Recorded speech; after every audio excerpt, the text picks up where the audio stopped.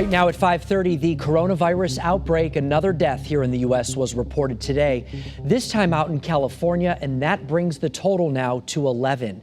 In New York, nearly 1,000 people are under self-quarantine after a man from New Rochelle and his family tested positive. This comes as lawmakers have reached an agreement to provide more than $8 billion to battle coronavirus. The CDC is also urging businesses to routinely clean the workplace in order to curb the outbreak.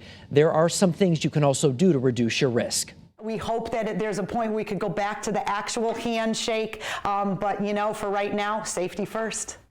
Safety first indeed. Have you shaken your last hand, perhaps? More and more people are looking for new ways to say hello that does not involve holding hands. Channel 3 Eyewitness News reporter Shantae Passmore has more details right now on something that, personally, Shantae, I think this is a great idea. Maybe time to move past handshaking. Maybe it might be, even when you wash your hands or use hand sanitizer. Some people will tell you they don't want to shake your hand, no offense. So we went around to ask and see if this is just a trend or best practice. Hi, how are you doing? I'm Shantae Passmore, Channel 3. It used to be you looked people in the eye and firmly shook their hand to make a good first impression. Oh, you prefer the elbow? Yeah. What's up with the elbow? Why back? The elbow is less invasive. Now, there are other options. Are you handshaking anymore? I'm not. And that's okay, says etiquette expert Karen Thomas. Because of the nature of the business of germs and preventing the spread of them, we are now adapting to different things that we normally wouldn't. Even public figures like Governor Ned Lamont and the U.S. Surgeon General embrace the elbow tap.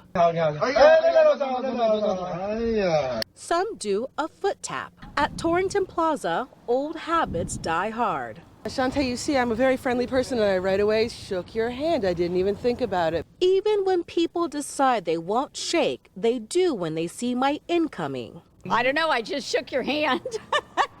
Others avoid contact altogether. You're like just staying away from people? What are you doing? Yeah, I'm staying away. I'm preparing. Preparing by staying vigilant. A balance between protecting one's health while being polite.